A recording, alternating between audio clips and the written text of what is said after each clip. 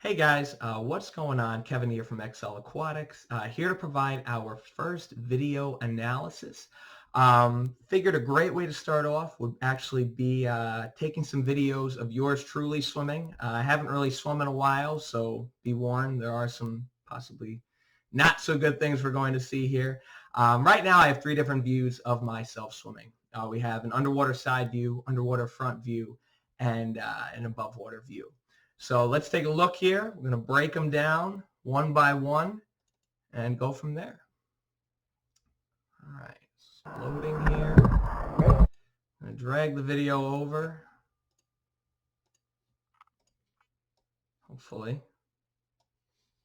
All right, and also please take note of my ginormous cursor. That should make life a lot easier to see what I'm referring to. So let's start. We'll take a look at the video. We're going to start with our front view here. So front view is very nice because we can take a look at a couple different parts of the swimmer. First, we can always look at our head position, right? You can see where the head is cutting the water. Second of all, we can look at the width and the hand entry and kind of get a feel for if the swimmer is in line with their entry versus not so much, as well as the direction of the fingertips when they go to catch. So looking at myself here, all right, a couple different things. Number one, you can kind of see there is a difference between my left hand and my right hand. My right hand is definitely a little bit wider. Left hand can probably be moved out a little bit. Little bit of crossover here. You can see in relation to my goggles, my head. That's where my fingertips are. We probably want that over a little bit in line with the shoulders. Again, goggle marks are definitely a great kind of bearing to see where we want our hand position to be. One thing I do a pretty decent job at, I'm talking about the hands after we go to catch. You can see fingertips drive down pretty early in the stroke. Not too much hesitation there. Additionally, head position, not too bad. I can probably afford to get my head down a little bit more. Okay, a couple times there you can see after I breathe, my head will kind of raise up a little bit and then back down, raise up and then back down. Just slightly, pretty nitpicky, but again, certainly something to be aware of in terms of where your eyes are positioned when you go to breathe. All right, so second here, we're going to take a look at, hold on, we're going to go with a little side view here.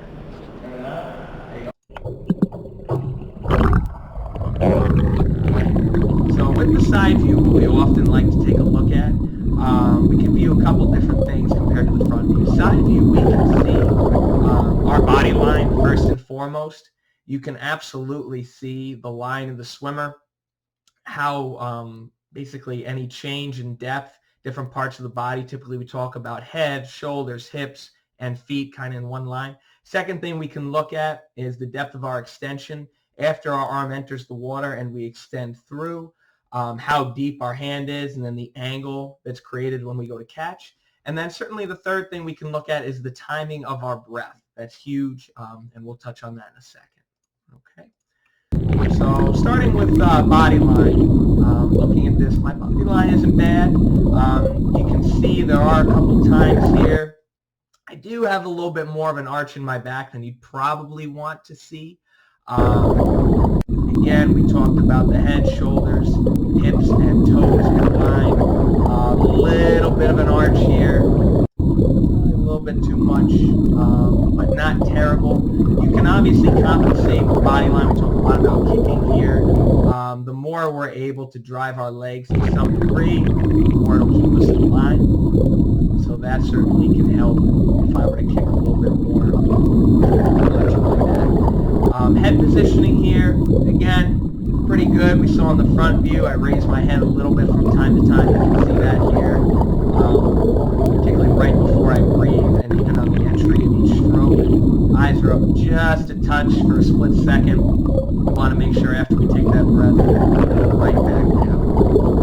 In terms of the depth of our hand, certainly not too bad. All right. Now we can see both hands are going to be slightly different. My right hand isn't quite as deep. You can see my fingers even start to change angle a little bit. We always want to be careful of that. We want to make sure that our hand, after we enter the water, it stays under the water. Any additional bubbles, any additional turbulence that's created is going to make it much, much more difficult to catch the water. Okay? We take a look at the left hand, a little bit deeper, a little bit cleaner, not quite as many bubbles.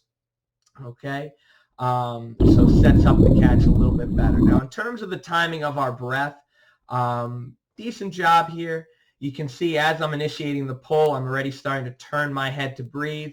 That way, when I do take that breath, my left arm, in this case, because I'm breathing to the right side, is staying out front to stabilize while my right arm is recovering. Okay? Now, one of the big things you'll see with swimmers a lot of times is when we're taking our breath, the arm that's out front will start to drop really, really fast as the opposite arm is recovering. This creates many balance issues, so really making sure that we're leaving that front arm out when we take that breath will make life a lot easier and also allow us to lay off of our legs much more on that breath. Okay?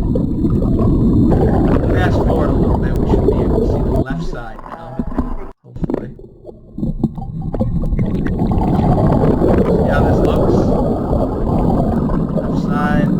Again, you can see the left hand is closer now, still a little bit deeper in terms of where I enter versus my right arm. Right arm is a little bit shallow. You can even see right there, kind of cool, a little bit of a bubble dip there where my hand just probably scraped the surface as I was extending. So a little bit more depth would certainly help from a turbulence standpoint. From the side view also, as I mentioned, you can see, let's see if I can slow it down a little bit. Right? I do a decent job of getting a pretty early catch.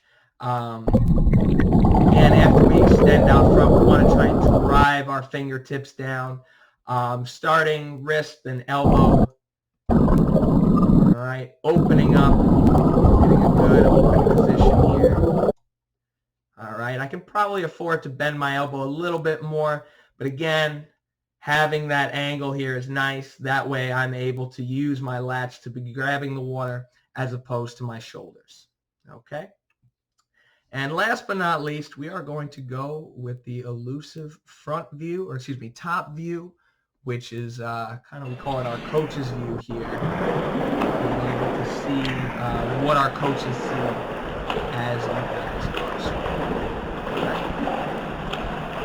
So taking a look here from the coach's view or the top view, there's a couple of things we like to look for. Number one, as we kind of talked about, particularly with our side view, is our body line, right? You can see the flow of the stroke a little bit better from the above view and see how the body stays in line, all right? So we want to look particularly when the swimmer is breathing, all right?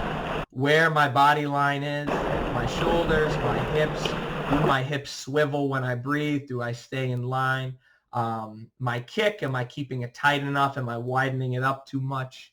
All of these certainly play a role with my body line as well as my head position, right? We talk a lot about our goggles when we breathe, using that as a kind of good baseline. We want our bottom goggle to stay under the water and our top goggle to come right out when we go to breathe, so on and so forth. So here, starting with the body line, again, pretty good job. You can see my head is raised a little bit from time to time. Even when I breathe, I can probably afford to lay my head down just a touch. You can see that bottom goggle creeping out of the water. So we really want to be careful of that. Oh, wow. Look, I misspelled ketchup. I'm going to point that out before anyone else points that out. Misspelled ketchup on the next videos we do. I will make sure to spell that correctly. Next thing that we want to look at is kind of the timing of the breath. Timing of the breath. Again, we want to breathe early. So here, as I'm initiating the pull, I'm turning my head to breathe. And you can see here especially that my left arm, I'm breathing to the right side, my left arm is hanging out as my right arm is recovering. Okay, we like to call it almost a little bit of a catch-up stroke, a three-quarter catch-up. This, again, is always going to help you maintain balance when you go to breathe. As you're turning your body to the side while you're swimming, you're going to be less balanced, right? If you look at a buoyancy standpoint, you're decreasing your surface area. as your body turns. So we want to do everything possible to maintain as much surface area on top of the water, and that includes our front arm. Okay. Last but not least, the cool thing with the above view is you can look at the entry of the swimmer. So you can look at where the swimmer is entering. Here I'm doing a pretty good job of entering in front of my head. We talk about 6 inches to about a foot in front of the head. The cleaner the entry, that will help prevent too much crossover. You can see, though, my left hand, as we saw in the front view, does creep in a little bit compared to the right hand, which does stay a little bit wider, a little bit more traditional there, which is most likely what we're looking for. Also, one thing to kind of notice here, on the entry, you can see there's a little bit of a slap here, right? Certainly not the end of the world, but that slap, my elbow dropping a little bit early, is creating a little bit of turbulence. So if I were coaching the swimmer, coaching myself, I would say to try and make sure that we're a little bit cleaner on the entry, possibly a little bit more aggressive, accelerating through, trying to eliminate as much of this turbulence as possible. That way I can so pretty much that's it. That's what we're going to be doing over the next couple days or couple weeks, taking the videos that you guys submit, analyzing them, providing a little bit of feedback. Again, if you have questions, please feel free.